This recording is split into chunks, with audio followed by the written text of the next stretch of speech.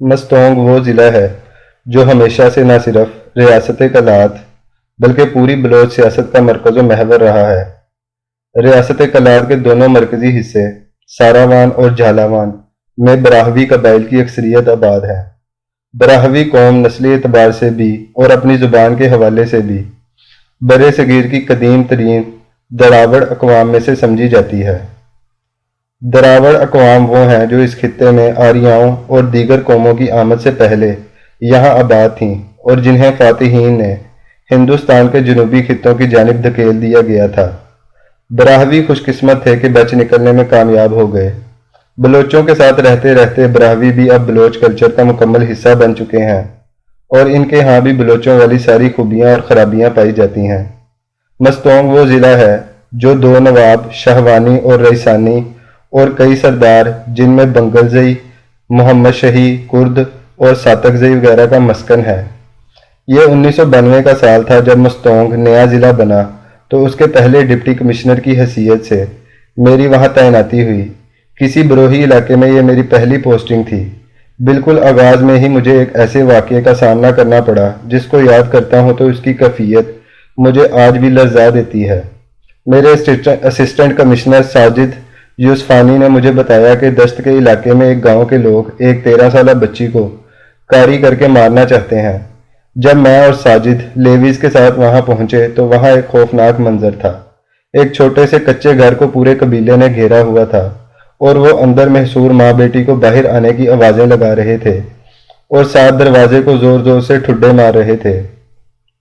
Levies نے ہجوم کو ہٹایا اور ہمیں دروازے تک پہنچایا۔ ہمارے کہنے پر بھی دروازہ نہ کھلا تو اسے مجبوراً توڑنا پڑا۔ اندر داخل ہوئے تو ایک 13 سالہ سہمی ہوئی بچی اپنی ماں سے لپٹی خوفزدہ نظروں سے ہمیں دیکھ رہی تھی۔ بچی کی برآمدگی کے بعد سب سے بڑا مسئلہ یہ تھا کہ اسے کہاں رکھا جائے۔ دارالامان نام کی چڑیا سے قبائلی معاشرہ تو واقف نہیں تھا۔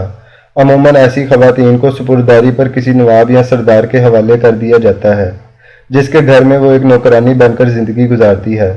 البتہ وہ موت کے خوف سے آزاد ضرور ہو جاتی ہے۔ اس معاملے میں سب سے حیران کن رواج مری قبیلے کا ہے۔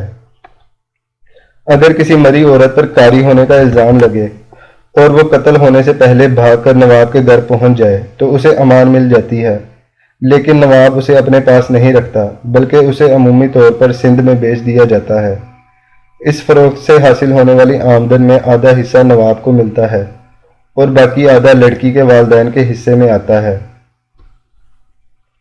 سپرداری پر دی گئی یا جان بچا کر بھاگی ہوئی ایسی بے شمار عورتوں سے سرداروں، نوابوں، ملکوں اور وڈیروں کے گھرانے آباد ہیں۔ یہ عورتیں دراصل وہ قیدی ہیں جنہیں آج کی جدید قانونی اصطلاحات میں ملامت زدہ قیدی کہا جاتا ہے اور جنہیں عوامی غیظ و غضب سے بچانے کے لیے حفاظتی قید پروٹیکٹیو کسٹڈی میں رکھا جاتا ہے۔ جس طرح کی ذاتی جیلیں اور عقوبت خانے آپ کو بلوچستان کے بلوچ معاشرے میں ملتے ہیں ویسے کسی دوسرے خطے میں بالکل نظر نہیں آئیں گے۔ یہاں تک کہ ان کے شانہ بشانہ اور بالکل پڑوس میں رہنے والے پشتون قبائل جو کوئٹہ، پشین، قلعہ عبداللہ، زہوب، لورالئی اور قلعہ سیف اللہ کے اضلاع میں آباد ہیں، ان میں بھی اس طرح کی نجی جیلیں اب نظر نہیں آتی۔ تاریخی طور پر ایسی جیلیں نہ صرف برِ صغیر پاک و ہند بلکہ دنیا کے ہر خطے میں موجود تھیں، کیونکہ دنیا بھر میں قبائلی نظام تھا اور ریاست جیسا ادارہ بھی وجود میں نہیں آیا تھا۔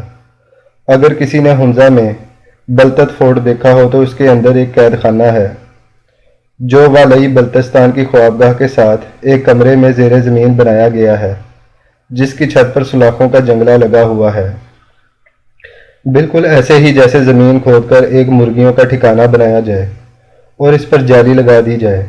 ایسی ہی ذاتی جیلوں کا سراغ تاریخ اور آثار قدیمہ میں ہر جگہ ملتا ہے، لیکن ریاست کے تصور کے زور پکڑنے، پہلے بڑی بادشاہتوں اور پھر قومی ریاستوں کے وجود میں آنے سے چونکہ امن عامہ اور انصاف اب ریاست کی ذمہ داری بن گئے تھے، اس لیے عدالتیں، سزائیں، جیل اور قید وغیرہ سب ریاست اور حکومت کے دائرہ اختیار میں چلے گئے۔ یہی وجہ ہے کہ دنیا کے دیگر خطوں کی طرح ہندوستان کے باقی علاقوں میں بھی سرداروں، وڈیروں، نوابوں اور خانوں کی ذاتی جیلیں ختم ہو گئیں۔ بلوچستان میں ایسا کیوں ہے کہ ابھی تک سردار اس قدر طاقتور ہیں کہ ایک آئینی حکومت کی موجودگی میں بھی ایسی ذاتی جیلیں رکھتے ہیں، اور ان جیلوں کو نہ صرف قبیلہ بلکہ پورا بلوچ معاشرہ خاموشی سے قبول کرتا ہے۔ اس کی بنیادی وجہ انگریز استعماری حکومت کا اس خطے کے ساتھ رویہ ہے۔ بر صغیر پاک و ہند کے تمام علاقے انگریز نے لڑ کر فتح کیے اور وہاں اپنا نظام انصاف و قانون، ضابطۂ فوجداری، تعزیرات ہند اور ضابطۂ دیوانی کی صورت میں نافذ کیا، لیکن بلوچستان میں رابرٹ سنڈیمن کی فارورڈ پالیسی میں تاج برطانیہ نے سرداروں کو اقتدار میں اپنا حصہ دار بنا کر بلوچستان میں اپنے اقتدار کو مستحکم کیا۔ یہی وجہ ہے کہ بلوچستان میں نہ عدالتیں قائم ہوئیں اور نہ ہی پولیس کے تھانے۔ یہاں تعزیرات ہند، ضابطۂ فوجداری اور ضابطۂ دیوانی کا بھی نفاذ نہیں کیا گیا۔ اس کی بجائے فیصلے کے لیے قدیم جرگہ سسٹم کو ہی حکومتی تحفظ دے دیا گیا اور حکومت کی طرف سے اپنے علاقے میں ایک نواب یا سردار ہر طرح کے جرم پر قابو پانے اور جرگے کے ذریعے انصاف فراہم کرنے کا ذمہ دار بنا دیا گیا۔ اسے مزید مضبوط اور طاقتور بنانے کے لیے اسی کے قبیلے سے لیویز کے سپاہی بھرتی کیے گئے۔ انہیں تنخواہ حکومت دیتی، لیکن وہ سردار اور ڈپٹی کمشنر دونوں کے مشترکہ ملازم ہوتے۔ تمام سردار اور نواب لیویز فورس میں کوئی نہ کوئی عہدہ ضرور رکھتے۔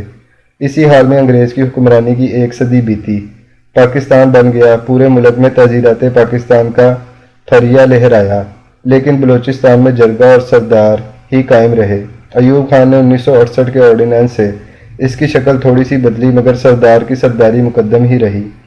1973 کے الیکشنوں نے سرداری نظام کو ایک دفعہ ہلا کر رکھ دیا، لیکن بھٹو کی ذاتی انا اور عالمی حالات کے تحت بلوچستان میں آرمی ایکشن شروع ہوا تو عام بلوچ مرغی کے چوزوں کی طرح سرداروں کے پروں تلے جا بیٹھا۔ بھٹو گیا تو ضیاء الحق سے لے کر موجودہ دور تک ہر کسی نے بلوچستان پر حکومت کرنے کے لیے سردار کا کندھا ہی استعمال کیا، اسے ریاستی طاقت کے ساتھ مضبوط کیا۔ آج جو سردار یا نواب ریاست کے ساتھ کھڑے ہیں وہ بھی، اور وہ سردار اور نواب جو ریاست کے مخالف برسر پیکار ہیں وہ بھی اس سسٹم کے لاڈلے ہیں جو ریاست کے مخالف ہیں۔ ان کی طاقت ان کا قبیلہ ہے، اس لیے وہ قبیلے پر اپنا غلبہ چاہتے ہیں، اور جو ریاست کے حق میں ہیں وہ اسی قبائلی قوت کی بنیاد پر ریاست کو بلیک میل کر کے مزید مرات لیتے ہیں۔ یہی وجہ ہے کہ عبد الرحمن کھیتران کی جیل میں قید مظلوم ہوں یا کسی اور سردار یا نواب کے عقوبت خانوں میں بند افراد، کوئی سردار، نواب، وڈیرا، ملک اور خان اس ظلم پر کبھی آواز بلند نہیں کرے گا۔ یہی وجہ ہے کہ آج سیاسی میدان کے کتنے بڑے نام ہیں جو سب کے سب چپ ہیں، دم بخود ہیں۔